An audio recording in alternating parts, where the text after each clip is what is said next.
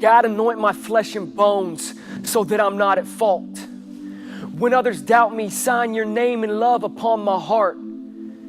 I know I seem so lost. At times I even mimic Saul. But I want the faith and trust like Abe and Isaac saw. He held the sword upon his promised son. They too were scared, but didn't dare to ever question why you led him there. Now take for instance Job. It's how his story goes. Had a fun-filled life. In the change of a night, he had lost all that he owned. Now I would disown you, Father, maybe even curse your name. But that just goes to show I'm not like Job, weak in my faith. He came to you in praise. Man, I'd run the other way. So break me now, invest your works, and let your truth remain.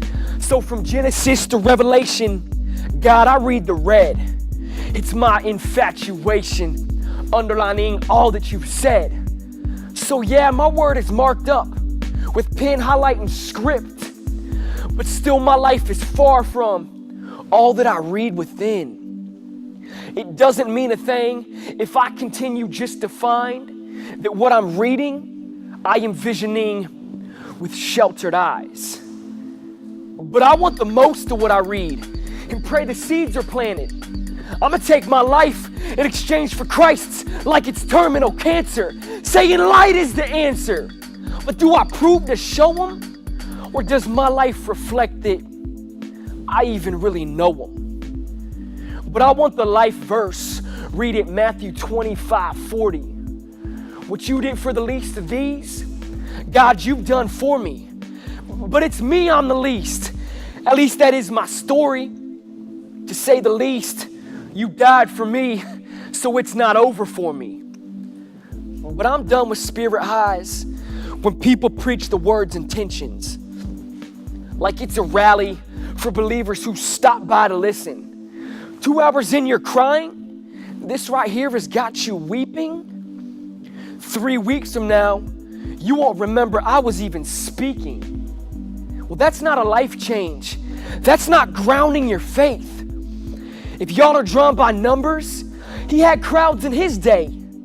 So without the Bible stored up in your bones, what are you holding in? You'd rather sell them out for greed and image, just like Judas did. But you stay invested in this world in which you die to live, but dying to this world is living. That's what real investment is. So I encourage you to take a pen and jot this down in case you need a small reminder when you're lost amongst the crowds. Turning tables, telling fables, preaching Jesus in the streets, but you've missed it. Can't replace it without his beautiful feet. Beautiful me, broken. I'm unashamed. I fail, but he calls me son, and he wants me to spread his name. But do I read enough? With my indwelling sin, that will keep me from the word, but yet his word keeps me from sin. Let me repeat again. With my indwelling sin, that will keep me from the word, but yet his word keeps me from sin. So if I desire a satisfaction this world don't have, then I'm meant to find it elsewhere, a different time than now. But if I'm serving like a slave to the world and all it offers, then I'm falling to my ways with my ignorance, my altar. So Father, let it be for me to grow that I seek in your word, I invest in deep. For if it's not your love story that I'm soaking up, this world has got me where it wants me, and I've had enough. Too many times I admit that my life is on a binge. I'm fingerprinted, procrastinating, so I give in. My desires override my intentions to succeed.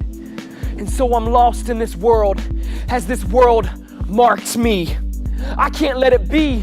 Father, I hear you're calling. Empty me out and shape me up. I'm going all in. I'll give it all up to follow you like Paul did. And all the other disciples you had your way with. And I'm okay with you, my identity, because my hands are on his truth. This world ain't marking me. We gotta understand, y'all, it's all in what we read. I'm not a sellout, God. I offer all of me.